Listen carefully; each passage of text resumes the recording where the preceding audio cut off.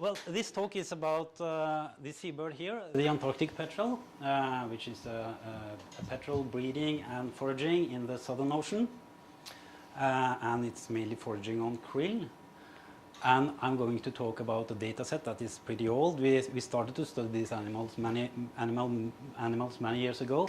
But the data set that we have been struggling with is actually 15 years old. First, a couple of words about Antarctic petrels. It's a pelagic seabird, so it's roaming over far distances, large parts of the Antarctic Ocean. It's breeding inland Antarctica on nunataks. This is a breeding Antarctic petrel, and this, as you can see, is a chick. And the main diet during the chick feeding period or the chick rearing period is this guy here, the krill, Antarctic krill. And if you look here carefully, you can actually see a small krill lying in front of that chick, just to prove that they actually eat krill. The data set that I'm going to talk about is this one. It's actually just from one season. So it was satellite transmitters that were put on the Antarctic petrels 15 years ago in the breeding period or by the end of the egg brooding period. And this is a colony where the Antarctic petrels breed. It's a pretty large colony. And this is actually the foraging tracks that these petrels made during the chick rearing period. And this period lasted from 20th of January to 3rd of March. And actually the area that these birds covered was 2.6 million square kilometers. And that is, well, I guess the Barents Sea is about 1.6 million square kilometers, so it's considerably larger than the entire Barents Sea. So actually they covered an enormous area during this chick rearing period. We have been struggling with these data for many years, a bit to and from, not all the time. But the major questions that we addressed was, first of all, how do Antarctic petrels search for food in this waste oceanic environment? What are the spatio-temporal dynamics of their foraging areas? How does the foraging areas, how are they distributed? What is the scale of the foraging areas? And how do they change position? And thirdly, how is these foraging areas linked to the marine environment? Can these say something about the marine environment where these birds are foraging? So in order to answer these questions, we had some methodological needs. We needed a measure of search effort along the foraging tracks. We have measured the tracks of the individual bird, and we needed a measure of search effort along the path. Secondly, it should be possible to relate this search effort, this measure, to the search effort of other individuals, to be able to compare the search effort among individuals. And it should be possible to relate this search effort also to the marine environment. And thirdly, the measure should address issues of spatial and temporal scales, because this is very important in this waste environment. So why is scale important? Well, imagine that this is a track of an Antarctic petrels. It's traveling over large unproductive environments, a habitat with low quality, that is the gray color here. And then it suddenly reaches a patch of food, and this is illustrated with this high quality or green color here. And the point is that the bird should optimally use quite high speed and use a linear movement when traveling over unproductive habitat, low quality habitat, and it should increase its sinuosity and reduce its speeds once it reaches a high quality habitat.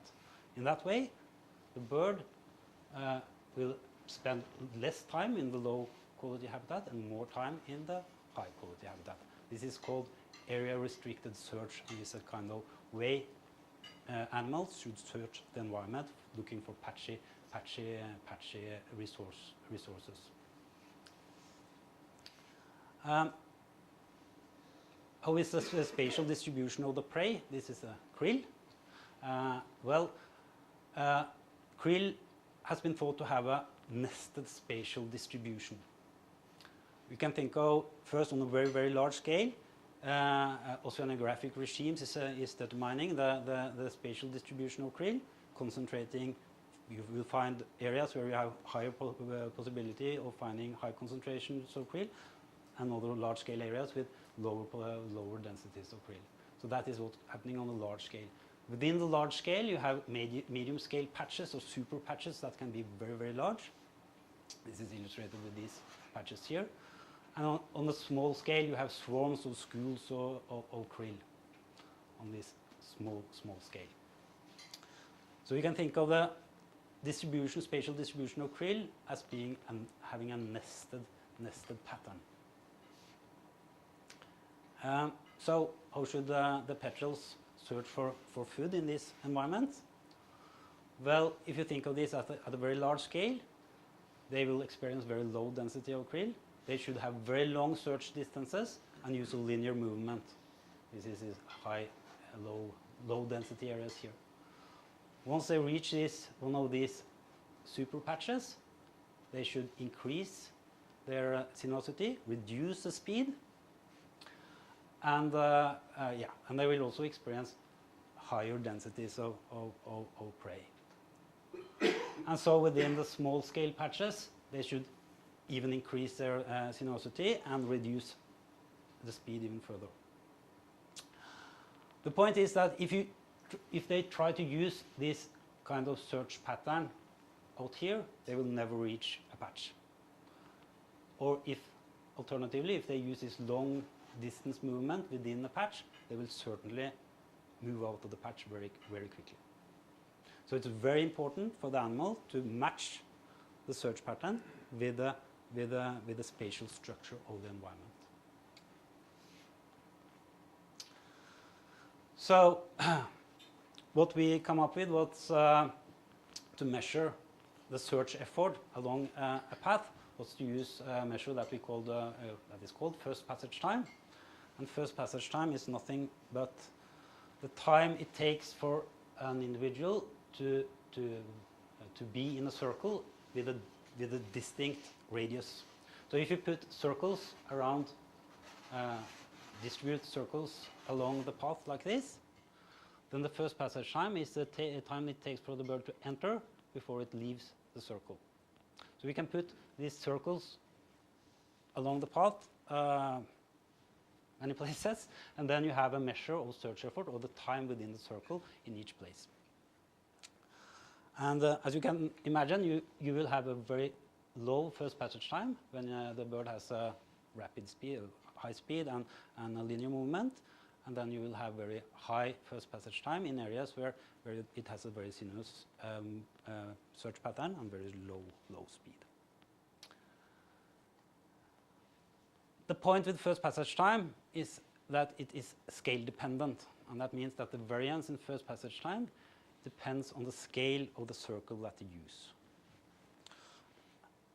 So if you use a very small circle along the path, then the variance in first passage time between all the circles will be pretty low because it doesn't match the scale of the foraging area that the animal is using.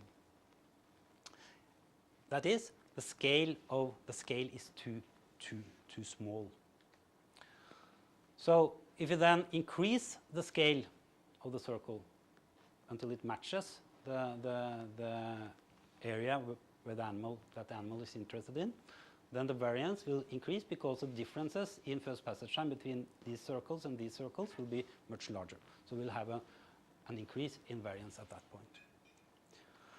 And if you increase the radius even further, then the variance in first passage time will decrease because the scale of the circles are larger than the area that the bird is or the animal is searching within. So that means that we have a scale-sensitive measure, and we can actually identify using this variogram. We can then identify the scale at which the animal is using for searching for food, which should in this case be this one. So we used this on Antarctic petrels. This is a foraging trip, and I guess the bird started out like this. It flew up here. This is 1,000 kilometers, so it's a long, long distance. And maybe it changed its mind and thought that, okay, I'm not going to find any food over here, so I'll try this way. And eventually it found something here. It flew in that direction again. It found a large patch here, and then it returned to the colony. So if we just use this first passage time, we take these circles, put them along the track, and we can plot first passage time like this. This is a time, first passage time, and against the time along the path. So this is the days during the foraging trip. It actually used more than 15 days, used about 16 days on this foraging trip. So it's a long foraging trip. So we can see here the first part.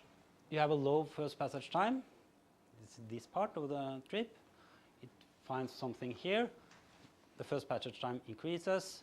Then you have this period here. Where you have a dip in first passage time, and then you have an increase in this area. It was actually situated in this patch for 5 or 6 days. This patch over here, and then it returns quickly to the colony again. So if you then plot the variance in first passage time for different scales or different radius of this circle, we can find the scale at which the bird is searching for food. And well, as you can see, you have this distinct pattern with low variance at small scales, low variance at large scales, and we have a maximum at intermediate spatial scales, and that should reflect this area over here, or the scale of this area over here. And as you can see, it has a foraging at a scale of about 150 kilometers or something like that.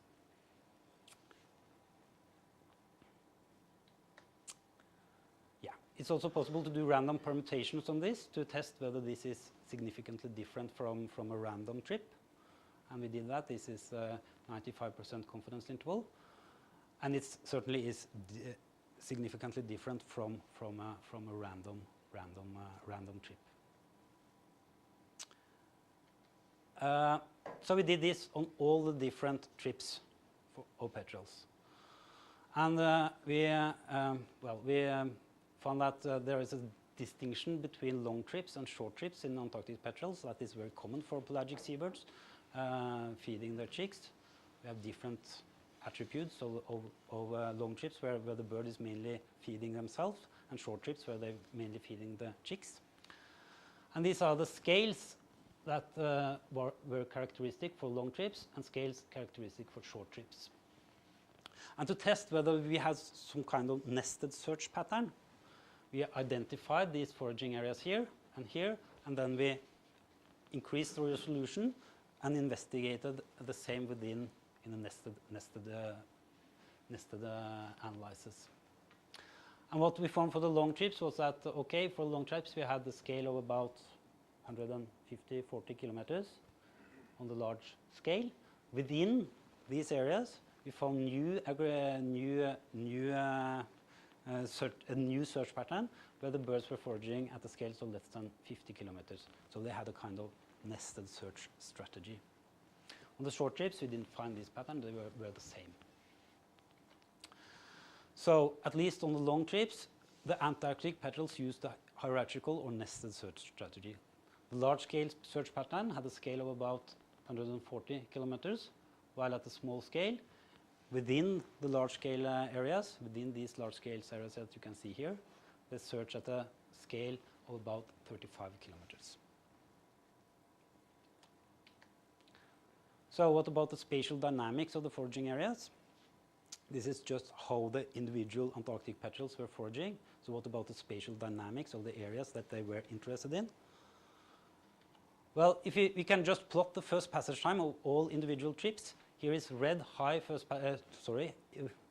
here is red very low first passage time, while white is high first passage time. So the red is the area where the birds showed highest search effort.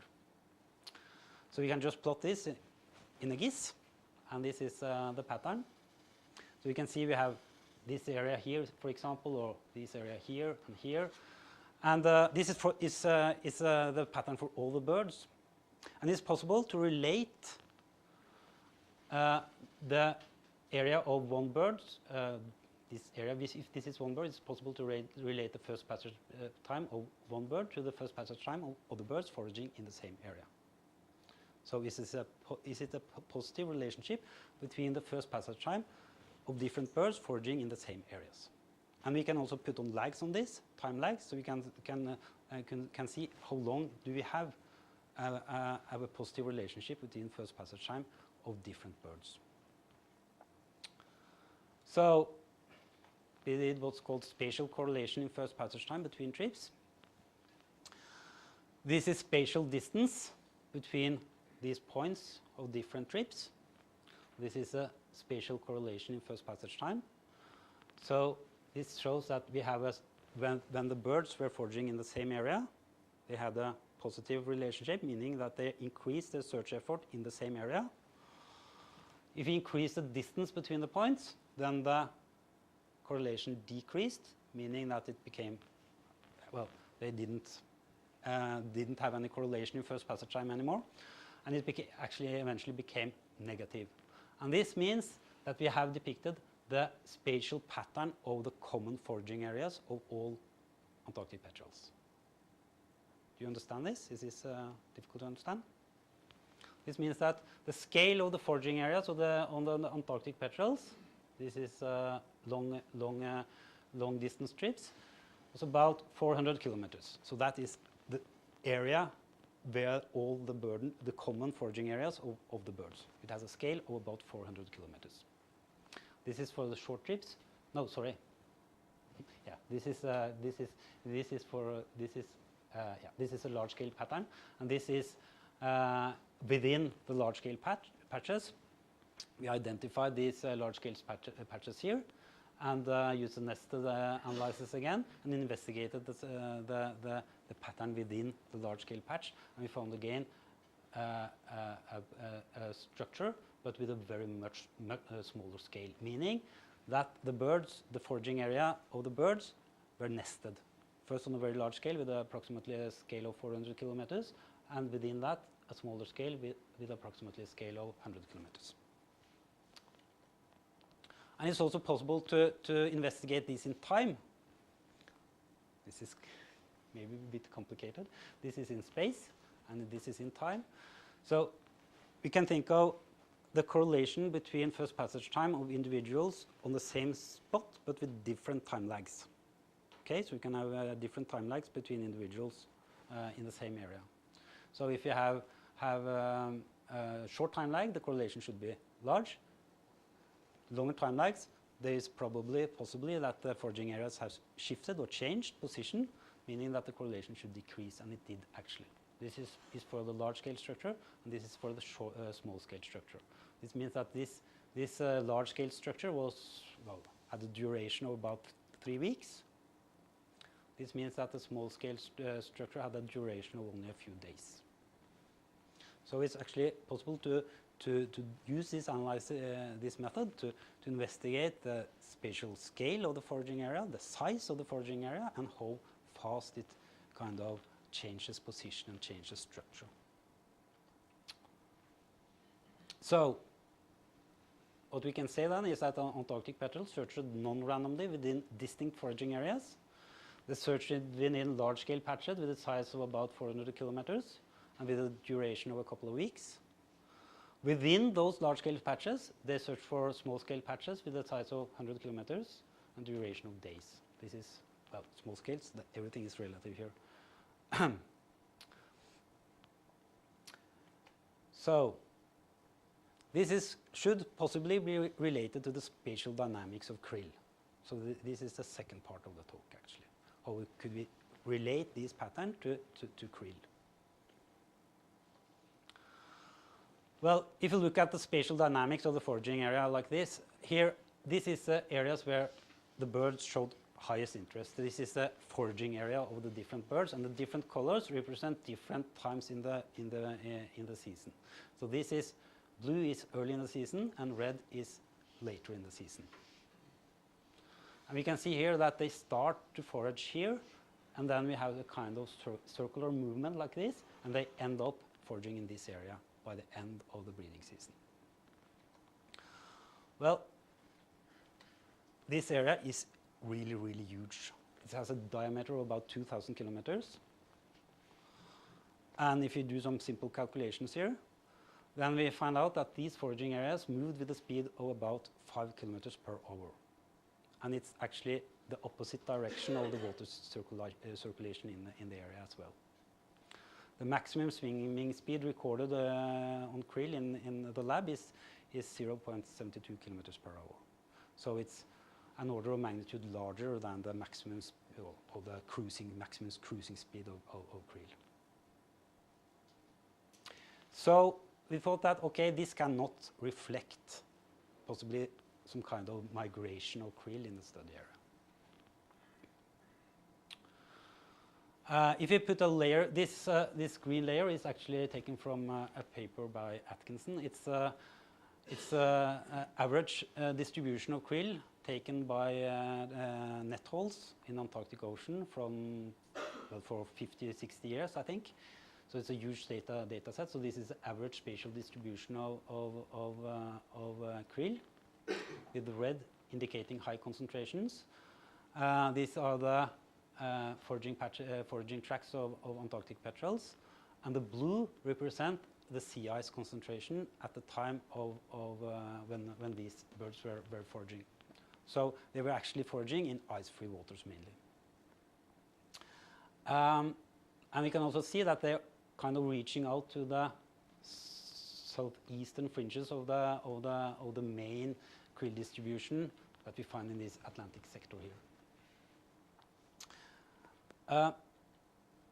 Sea ice is a key to understand this system, and that is because, well, actually this foraging area where that the Antarctic petrel used is actually every year covered with ice. So this is a maximum sea ice extension around Antarctica the year before the tracks of the Antarctic petrels. And you can see, well, it actually covers the whole entire area where the petrels were foraging. At the time of egg laying, when the petrels were laying their egg, the 1st of December, this was the situation. So that is the time of ice melting. And we have a large polynya here. And when they started chick feeding, when we started to monitor the Antarctic petrels, the ice had retreated to this area. So this is a very, very fast process. This ice melting is going extremely fast. So if you just summarize this is the mean percent sea ice concentration. That is the red one. This blue here is the variance in sea ice concentration, the spatial variance around in the foraging area. As you can see, it's peaking in the brooding period. This is a chick feeding. So when we started to monitor the Antarctic petrels, the sea ice has disappeared, and it was actually no big variance, spatial variance in sea ice in the foraging area. So it's an extremely dynamic system. Well, we thought that, okay, this could be related, instead of being related to the migration, horizontal migration of krill, we thought that this might be related to the melting of sea ice and actually the vertical distribution of krill instead of the horizontal distribution of krill. You can think of this is a seasonal cycle in the sea ice zone. So we can this is sea ice in winter. It's melting. We have an algal bloom. Krill is ascending to the surface, eating on alga, seabirds, and they are then suddenly available to these surface feeding seabirds, and then they descend again in some place during the summer. So, well, in that case, the spatial pattern that we found for the foraging of Antarctic petrels, it could be related to the spatial pattern of melting of sea ice. And how? Well, you have a spatial pattern of melting of sea ice. After that, you have algal growth, krill foraging, krill become available in the surface layers, and increased predation and reduced density of phytoplankton, and then krill descend and become unavailable. So we should then expect a nonlinear relationship between the time since ice melting and the search effort of the Antarctic petrels. Here is the search effort, and this is time since ice melting. So before ice melting or under ice melting, the search effort should, in areas, the search effort should be low, and search effort should increase for increasing time since ice melting and then decrease again. And that is actually what we found. We used the satellite data to satellite data on ice. That is given for every day, actually, globally, by satellite microwave measurements. We had differences again. We had differences between short and long trips. I'm going to focus on the long trips. And what we can see here is that there seems to be a peak in first passage time, meaning that they have higher search effort in areas that had been ice-free for 40 days, and less interest in areas that had been ice-free for a shorter period of time or a longer period of time. So what does this look like if we try to relate this to the maps? This is the first period, the first part of the data set, day 1 to 6. The green and blue is ice distribution. No, sorry, it's a time since it's not the ice distribution, it's a time since ice melting. And green represent this is areas that have been ice-free in 40 days. The blue is areas that has not where didn't have ice or was ice-free for more than 80 days. And yellow is areas where we still had ice. So there seems to be, well, if you just continue this is a period 6 to 12 days afterwards. You can see the development of the green area, that is the areas that have been ice-free for 40 days, and the areas where the petrels are foraging most actively, indicated by these red dots. So, yes, there seems to be a relationship between the pattern of ice melting and the search effort and how the birds are searching for prey. So, what about the spring bloom then? Well, this is the chlorophyll measurement from satellite data. This is actually chlorophyll A from 8-day composite from this year. This spring in the Antarctic Ocean. This is the area where the birds were foraging, and if you just zoom this up, this is South America. This is the southern tip of Africa. I guess this is about the area where the petrels were searching. Red indicate high density of chlorophyll A, while blue is very unproductive areas. Black is areas where you don't have any measurements because you have clouds or ice. And of course, in this area, there's lots of clouds, so you don't have very good data, but you have some data. And what you can see here is that, well, you have a very patchy distribution of chlorophyll A, meaning that you have a patchy spring bloom, highly patchy spring bloom. And, well, this is actually the same, this is measurement 2 weeks later, meaning that, okay, there has been some changes. These areas here are not so well. I think there are some changes at least, but not very large.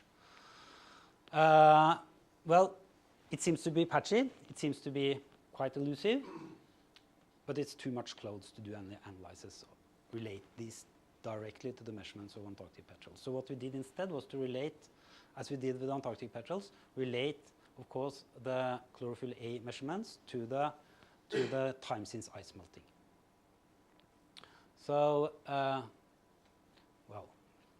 you should guess this first. This is actually the relationship between time since ice melting and concentration of chlorophyll A in the Antarctic in the study area from 1998 to 2008. This is for a 10 years period. So I compiled data for 10 years, both on ice melting and on chlorophyll A.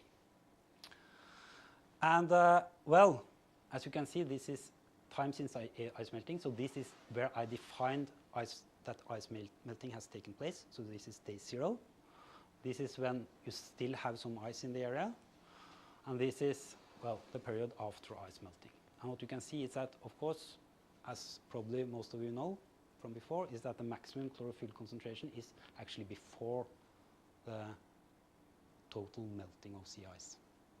So it's quite immediate. And straight after that, the chlorophyll A concentration decreased quite swiftly. So what that actually means is that the Antarctic petrels were actually selecting areas with intermediate concentration of chlorophyll. They were not foraging, they were not selecting these areas here. As you can see here, well, the first passage time was pretty much lower in these areas.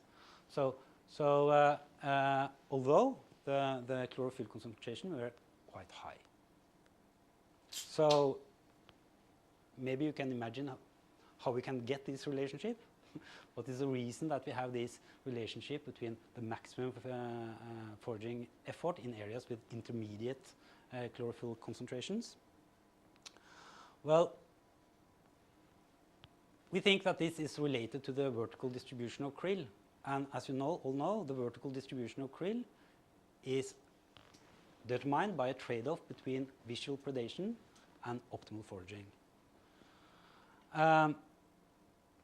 But there is another point also, and that is that krill are generally saturated under peak plume conditions. This is results from another paper by Atkinson.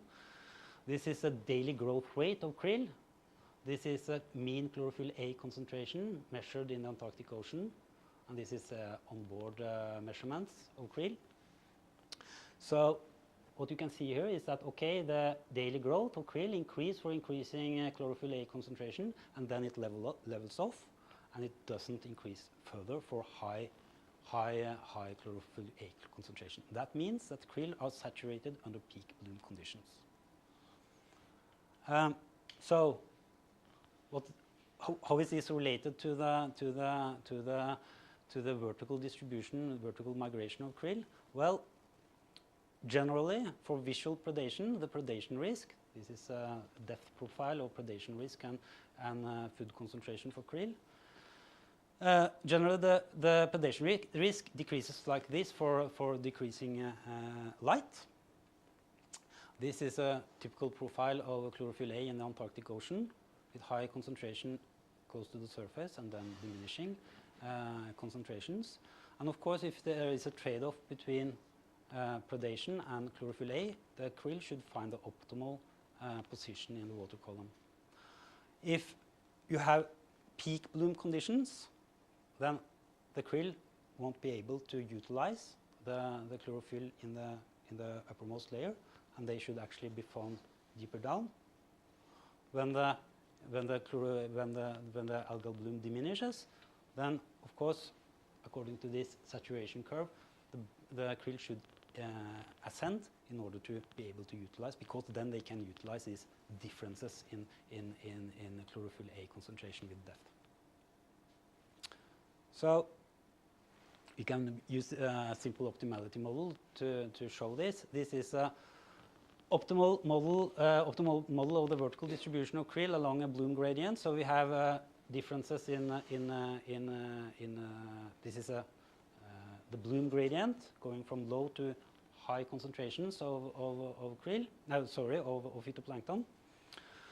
This is difference values of surface predation risk in that direction, and this is calculated the optimal depth of krill in meters.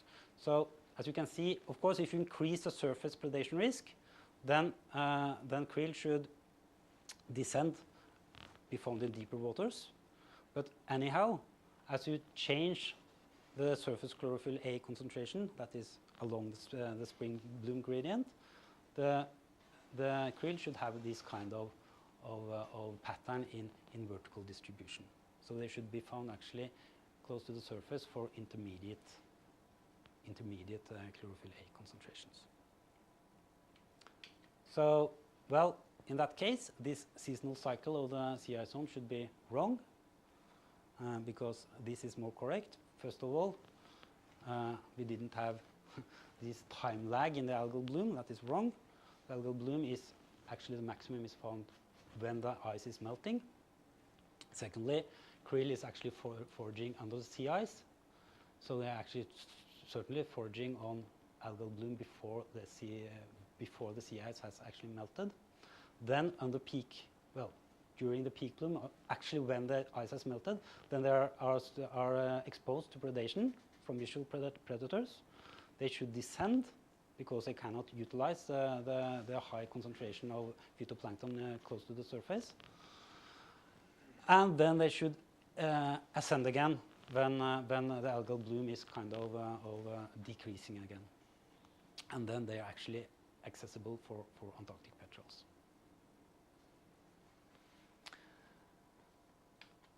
So, what kind of perspectives do we have on this? Well, we think maybe that this mismatch between krill and petrel and chick feeding could be pretty important, at least for the petrels. How is actually the petrels? How have the petrels matched their chick feeding period with krill behavior? Because krill is available in only a very short time window. And how will climate change affect this system? The mismatch between krill and the chick feeding period of petrels. Another aspect is related to the vertical migration of krill, because we propose that when you have this predictable change in food availability due to the bloom, the spring bloom, then you should have a predictable change in the vertical distribution of krill according to that.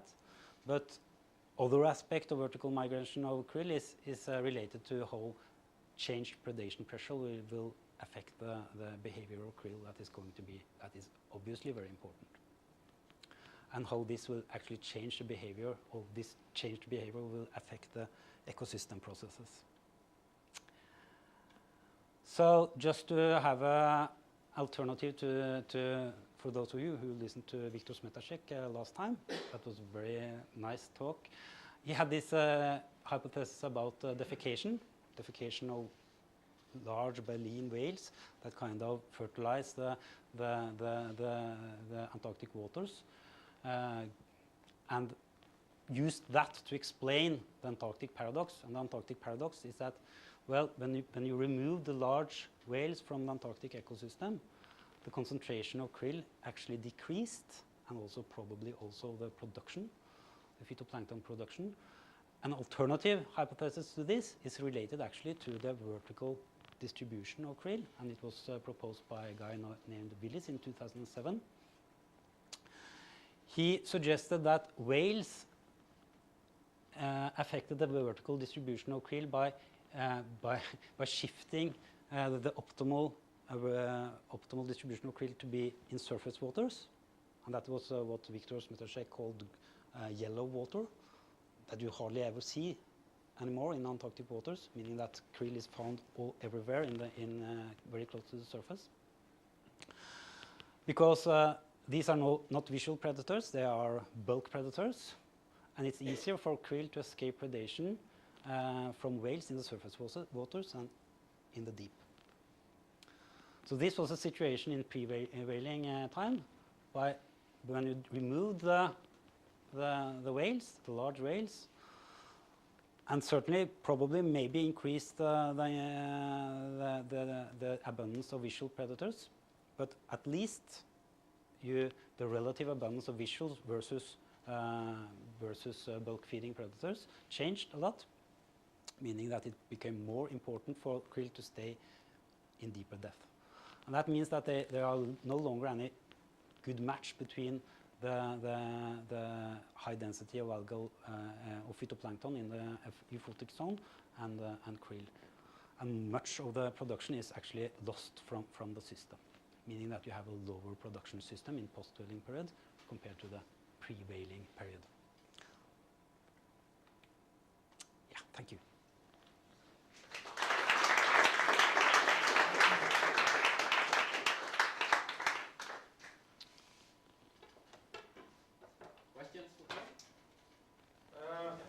I've been looking at chlorophyll up in the Fram Strait in connection with tracking of some whales, and there I can see that the chlorophyll is kind of formed in the middle of the Fram Strait along the ice edge and transported southwest along the ice edge, seemingly with the current. And that kind of counterclockwise variation you had in the foraging areas, to me seems like there's something called the Weddell gyre or something down there that is kind of going like this. So I was wondering if you put any kind of hydrographic information or current information in there to try to explain what you see. Yeah, we have well, we have not really, but we have the problem is that this gyre is going in the opposite direction of the movement of the foraging areas. So the movement of foraging areas is going this way, while the Weddell gyre is going this way. So it's opposite direction. So that's why we didn't investigate that further. Okay, so you have considered it and it's 100% wrong. It's 100% wrong, yes. Yes. Kit? Yeah. I think you showed us several times with the band of the long trip concentrations, the slow passage times came across almost at a latitudinal band. Is there an oceanographic feature that could be explaining that? Like, how far is it from the ACC? Yeah, it's not very far actually. So it's kind of it's not very far from the front. So yeah, so it's probably important. That is also probably important for the Antarctic petrels. That's true. This relative flow in the ACC might also influence the timing. Yeah, it could. It's actually they are actually going out to the fringes of the ice distribution, so that should match the polar front in a way. Do you see any kind of tendencies for the birds to when they start a foraging trip to go back to where they ended the last one, where they had success? Or is the time lag so long that it actually fits with your model that after 2 weeks the big patches are dissolved? The last one is true. They actually change. So there's no predictability. They don't go to the same areas. So they change according to the change in foraging areas. Welcome. Christian asked 2 questions, I can ask 2 questions too. The first one is, why is the main density to krill outside the foraging areas? And the second question is relating to the association between euphausids and ice. Presumably these animals also forage on ice algae. Yeah. And I was surprised that it didn't really get into the ice-algae relationship and the association between ice and euphausids. How does that affect the distribution? Yeah, the first one, why doesn't the foraging area overlap entirely? I guess that the reason for that is that the breeding colony is so far south, so the distance is too large. So actually they're kind of traveling out to the southeastern fringes of the main distribution of krill, but they're not reaching it entirely. I guess that is the explanation why the large breeding colonies are distributed too far away. Actually, it's if you have a total distance, there seems to be they fly around with a certain pattern. Yeah. It seems to be far enough to, or within reach. Yeah, maybe, yeah. I mean, that data is, well, certainly that's average data from many years, and the data, I think the data in the area where we have the main distribution of Antarctic petrels is pretty poor, actually. So, well, there are 2 possibilities. Either the data are wrong, or they were not able to reach the main area of krill. The second question was about ice alga. Yes, for sure. Krill is foraging under the ice in spring before the ice is melting, and that is very important. But obviously Antarctic petrels cannot reach them. And it seems like as when the ice actually is melting, when it's gone, then they don't krill become inaccessible to Antarctic petrels. So they have to wait a bit before they become accessible again. I don't know. Also, that is a kind of over paradox that they don't kind of eat when you don't find petrels in areas where you have the maximum chlorophyll concentration.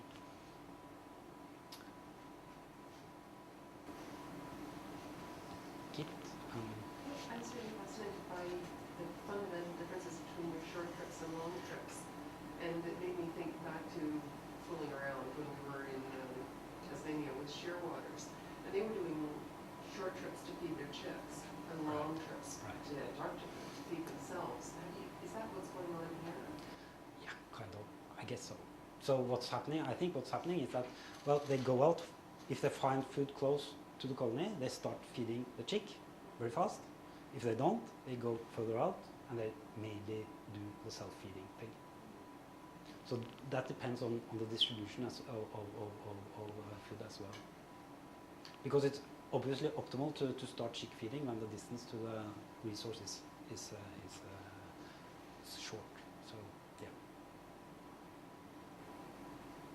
Areas of restricted search doesn't necessarily mean foraging areas. It just means areas where an animal will find it worthwhile trying to search. I was wondering, do you have any sensors on your tags that can tell you that this is an area where the bird actually landed, like you have a saltwater switch? Or no, we didn't at that time. Are we going to have that, Sebastian? Probably. So we're going to start a new project, getting new data actually.